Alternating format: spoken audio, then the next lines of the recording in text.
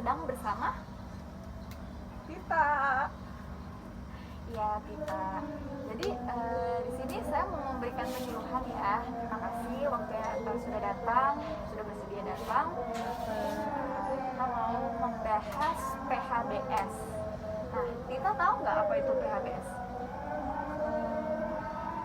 Lupa dok, pernah denger gitu sih, tapi saya kayaknya lupa gitu. Oke, kalau gitu saya jelasin lagi dari awal ya. Jadi PHBS itu kepanjangannya adalah perilaku hidup bersih dan sehat. Nah, apa sih itu sebenarnya PHBS? Jadi, ini ya, PHBS merupakan orientasi hidup sehat bagi perorangan, keluarga, ataupun masyarakat yang tujuannya untuk meningkatkan, memelihara, dan juga melindungi kesehatannya baik secara fisik, mental, spiritual, maupun sosial. Ya. Apa sih manfaatnya dari kita melakukan PHBS ini? Jadi pertama, dengan melakukan PHBS kita dapat meningkatkan kesadaran masyarakat agar mampu menjalankan hidup yang bersih dan sehat tentunya. Kemudian kita juga dapat mencegah dan mengantisipasi ataupun menanggulangi masalah-masalah kesehatan yang muncul. Oke. Di mana aja kita harus menerapkan PHBS ini?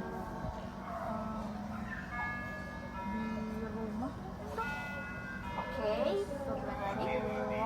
di kampus, ya di tempat-tempat kita biasa berada.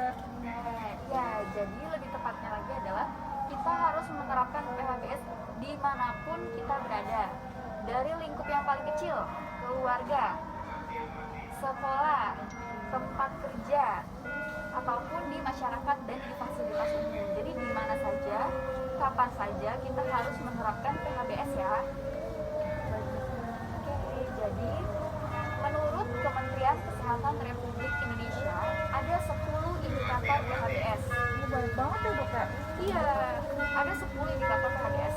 Saya baru tahu, saya kira cuci tangan doang. Itu salah satunya ya. Jadi yang pertama, persalinan ditolong oleh tenaga kesehatan. Nah, jadi Tita sudah menikah atau belum? Belum dok. Belum ya. Gue besar juga.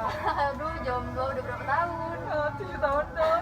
Enggak bercanda, dokter lanjut. Oke, jadi curhat ya. Jadi nanti kalau Tita sudah menikah, kemudian hamil dan akan melahirkan, itu harus dipastikan ya kalau persalinannya itu ditolong oleh tenaga kesehatan, baik bidan maupun dokter. Tapi dok kan di kampung sini masih banyak yang pakai beranak. Nah, jadi ada beberapa tempat juga, terutama di daerah pedalaman yang memang mungkin belum terjangkau untuk fasilitas kesehatannya. Namun untuk seperti kita ngomongnya Pak Haji itu sudah dilatih oleh tenaga kesehatan agar mampu tetap menolong persalinan sesuai dengan protokol kesehatan. Jadi udah aman dok ya? Aman, tapi kalau bisa lebih baik lagi periksanya langsung ke bidan ataupun ke dokter ya. Oh iya dok. Kemudian yang kedua, memberikan bayi ASI eksklusif. Nah, ASI eksklusif itu berapa bulan coba? 5 bulan ya dok ya? Kurang tepat. Yang benar adalah selama 6 bulan. Setelah itu bisa dilanjutkan dengan makanan pendamping ASI. Kemudian yang ketiga, menimbang bayi dan anak sampai dengan usia 6 tahun secara rutin setiap bulan. Nah, jadi kalau nanti Tita hamil dan rutin periksa kehamilannya, nanti akan diberikan buku pink. Nah, buku pink itu jangan dibuang ya meskipun anaknya udah lahir, tapi tetap disimpan, digunakan, dan dibawa untuk cek kesehatan anaknya. Karena di buku pink itu nanti akan dipantau tuh berat badannya, tinggi badannya, sudah sesuaikah dengan usia pertumbuhannya atau belum. Kemudian juga ada daftar vaksinasi yang harus rutin diberikan kepada anak itu. Kemudian yang keempat, menggunakan air bersih. Ya, yang kelima, cuci tangan pakai sabun dengan benar. Nah, ini tadi yang kita bilang kita cuma tahu cuci tangan ya. Iya dok. Nah, itu salah satu indikatornya. Jadi ada 10 ya totalnya. Yang keenam, gunakan jamban yang sehat. Yang ketujuh, berantas jentik nyamuk di rumah secara rutin. Sekarang kan juga lagi banyak musim demam berdarah ya, jadi jangan sampai keluarga kita ataupun tetangga kita, daerah sekitar kita ada yang kena demam berdarah, kita harus rutin membersihkan jentik nyamuk. Kemudian makan makanan yang sehat dan bergizi, melakukan aktivitas fisik setiap hari, nggak perlu aktivitas yang berat, cukup aktivitas ringan, yang penting setiap hari rutin selama kurang lebih 10 menit. Kalau nyuci dok, itu aktivitas juga. Nyuci itu termasuk aktivitas fisik yang ringan, ini dilakukan aja, tapi kalau bisa berolahraga ya. Oh iya dok. Kemudian tidak merokok. Nah, kenapa sih kita perlu menerapkan PHBS, terutama di saat seperti ini? Jadi seperti yang kita tahu ya, kalau sekarang ini kan kita lagi di masa pandemi COVID-19. Saya akan membahas sedikit apa itu COVID-19 dan apa yang harus kita lakukan. Jadi COVID-19 itu adalah penyakit menular yang disebabkan oleh virus corona jenis baru yang disebut SARS-CoV-2 atau SARS-CoV-2. Nah, yang ini penularannya itu adalah dengan kontak jarak dekat dan juga droplet. Droplet itu dia seperti percikan bersin, percikan batu, itu bisa menyebar. Nah, penyakit ini pertama kali ditemukan di Wuhan, Tiongkok bulan Desember tahun 2019 lalu. Nah, sekarang ini sudah dikategorikan sebagai pandemi karena sudah menyebar di seluruh dunia, termasuk di Indonesia ya. Dan kabar terbarunya adalah di Indonesia sekarang sudah mencapai 180.000 lebih kasus. Dan itu jumlahnya masih akan terus meningkat. Kemudian kita tidak mungkin tidak melakukan aktivitas apa-apa. Kita harus tetap beraktivitas, dan oleh karena itu pemerintah menyiapkan suatu new normal. Jadi new normal itu merupakan perubahan perilaku untuk kita agar tetap dapat menjalankan aktivitas normal namun dengan protokol kesehatan demi mencegah ataupun memutus rantai penularan COVID-19. Nah, salah satunya apa? PHBS. PHBS apa yang dapat kita lakukan di masa pandemi ini, atau di masa new normal ini? Jadi yang pertama adalah jangan berpergian keluar rumah. Kalau terpaksa harus keluar rumah, gunakanlah masker. Ya, gunakan masker, baik itu masker medis maupun masker kain. Kemudian kalau seandainya pakai masker medis, sebelum dibuang ke tempat sampah, disobek atau digunting dulu agar tidak dimanfaatkan atau diolah kembali oleh oknum-oknum tertentu yang mengambil masker bekas pakai yang masih utuh, kemudian dicuci dan dijual lagi sebagai masker baru. Seperti itu. Kalau seandainya pakai masker kain, dicuci dengan sabun, kemudian dikeringkan dan dijemur di bawah sinar matahari. Ya. Kemudian tadi kan penularannya melalui droplet ya, baik itu percikan batuk ataupun percikan bersin. Jadi kalau seandainya kita lagi batuk ataupun bersin, bisa ditutup dengan menggunakan tisu ataupun sarung tangan. Kemudian tisunya dibuang ke tempat sampah, kemudian cuci tangan segera. Atau bisa juga dengan menggunakan lengan baju bagian dalam, jadi sebelah sini ditutup, kayak gitu. Ya. Oh gitu. Jadi nggak boleh batuk sembarangan ya dok ya? Iya, nggak boleh batuk Pakai sembarangan. masker ya dok? Harus selalu pakai masker. Kemudian nih, cuci tangan dengan sabun dan air mengalir ini penting banget ya untuk selalu cuci tangan ataupun bawa hand sanitizer kemanapun kita pergi. Jangan lupa untuk jaga jarak. Seperti sekarang kita saat ini ya, kita tidak boleh bersalaman, kita harus jaga jarak minimal 1 meter. Kemudian bila ada tanda-tanda gejala COVID ya, yang utama itu adalah demam, batuk dan juga sesak napas, segera datangi rumah sakit rujukan yang terdekat. Nah, ini tata cara cuci tangan menurut WHO, World Health Organization, yaitu Organisasi Kesehatan Dunia. Ada 6 langkah tata cara cuci tangan, bisa menggunakan hand sanitizer ataupun dengan sabun dan juga air mengalir. Kalau dengan hand sanitizer itu waktunya selama 20 sampai dengan 30 detik, kalau dengan sabun dan juga air mengalir itu selama 40 sampai dengan 60 detik. Nah, buat lebih jelasnya kita bisa lihat video ini ya. Oh dokter, ada video juga ya? Ya, ada dong, biar makin jelas, makin Berikutnya, ratakan sabun dengan menggosok kedua telapak tangan.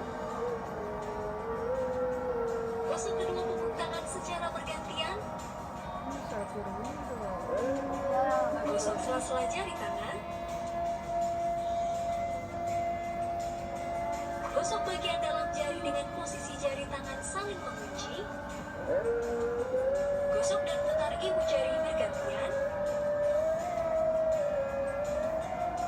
Gosok memutar ujung jari tangan secara bergantian.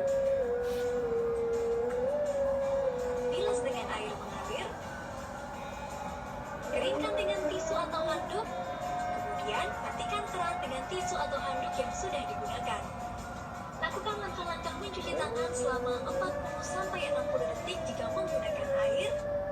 Oke, jadi gitu ya video tata cara cuci tangan yang baik dan benar. Nanya deh, itu kan kita nyuci 6 langkah tuh.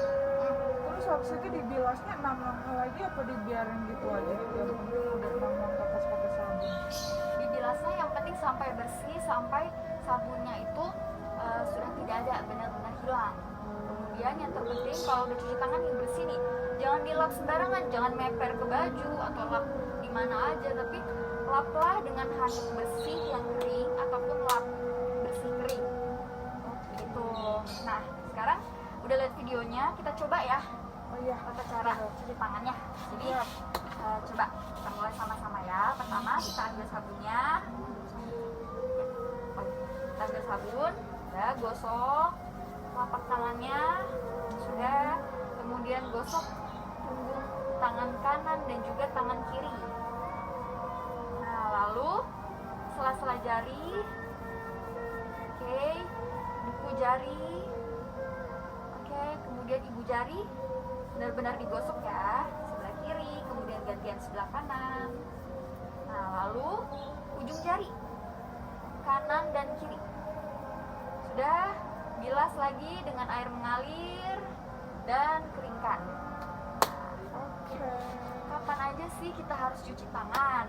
Nah, kita tuh harus cuci tangan sebelum makan, setelah dari kamar mandi, setelah bermain, sebelum ibu menyusui, sebelum menyiapkan makanan, sebelum menyuapi makanan, ataupun kapanpun setelah memegang suatu benda yang tidak diyakini kebersihannya. Jadi cuci tangan, cuci tangan, cuci tangan. Pokoknya cuci tangan itu penting banget, terutama di saat pandemi seperti ini. Oke, jadi kesimpulan dari penyuluhan saya, ya kita harus rajin cuci tangan dengan cara yang benar tentunya, bukan cuci tangan asal-asalan ya. Dengan langkah yang benar, 6 Berarti langkah. 40 sampai 30 sampai 40 detik ya dok ya? Kalau pakai hand sanitizer itu cukup 20 sampai 30 detik. Oh iya. Kalau dengan air bersih dan juga sabun itu selama 40 sampai dengan 60 detik. Oh iya. Oke. Oke, kemudian makan makanan yang sehat dan bergizi. Kemudian olahraga atau aktivitas fisik teratur dan rutin. Kemudian membuang sampah pada tempatnya, tidak merokok, kemudian membersihkan lingkungan dan juga cukup istirahat ya.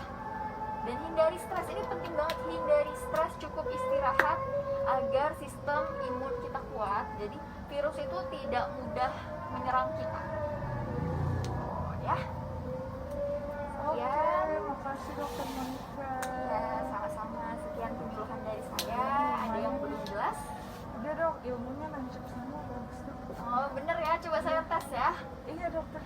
Berarti saya yang nanya ya. Wah, jangan yang susah-susah dok. Ini bukan ujian kan? Oke, yang gampang aja ya. Oke.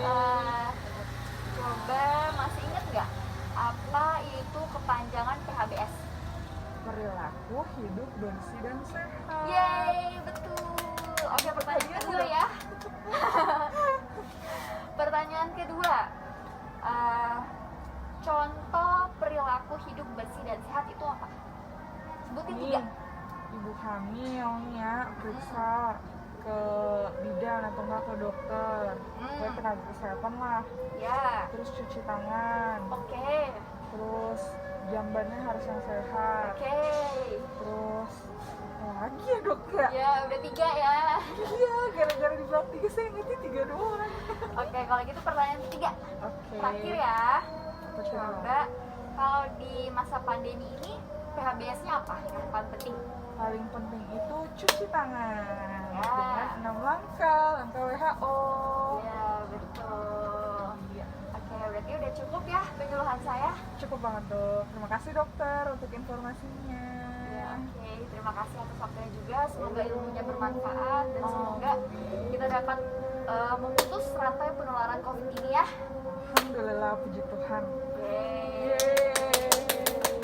Oke, kalau gitu. Sampai jumpa.